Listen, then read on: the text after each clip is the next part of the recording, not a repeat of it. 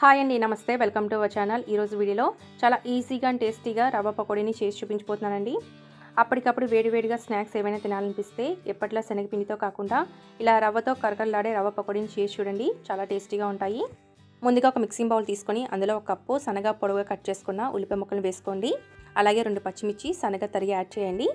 కొద్దిగా కరివేపాకు, కొద్దిగా కొత్తిమీర, టేస్ట్కి సరిపడా సాల్ట్, 1/2 టీ స్పూన్ కారం, 1 టీ స్పూన్ అల్లం వెల్లుల్లి పేస్ట్ కూడా వేసి ఒకసారి బాగా కలుపుకోవాలి.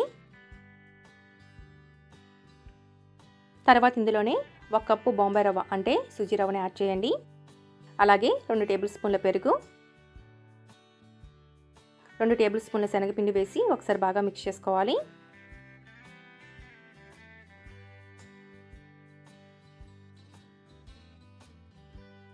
ఇప్పుడు దీనిలో కొద్దిగా వాటర్ యాడ్ చేసుకుంటూ పకోడీ పిండిలా కలుపుకోవాలి.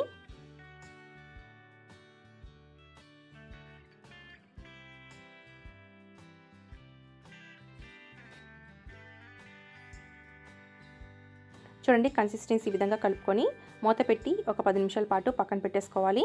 ఈ రవ్వ మనకి నానిన తర్వాత కొంచెం పిండి అనేది గట్టిపడుతుందండి. ఇలా 10 నిమిషాల తర్వాత మూత తీసుకొని ఒకసారి బాగా కలుపుకోవాలి. చూడండి, పిండి ఈ విధంగా ఉండాలి. మనకి పకోడీ వేసుకోవడానికి వీలుగా ఉండాలండి. ఒకవేళ మరీ గట్టిగా ఉంటే కనుక మీరు కొద్దిగా వాటర్ యాడ్ చేసుకొని పిండిని కలుపుకోవాలి. ఇప్పుడు కొద్దిగా పిండిని తీసుకొని వేడివేడి ఆయిల్లో పకోడీని వేసేసుకోవాలి.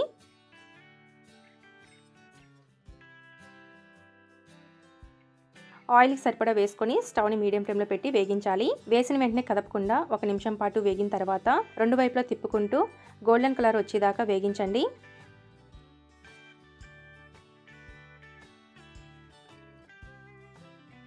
ఈ పకోడీ ఆయిల్ అనేవి అస్సలు పీల్చవండి, చాలా క్రిస్పీగా ఉంటాయి.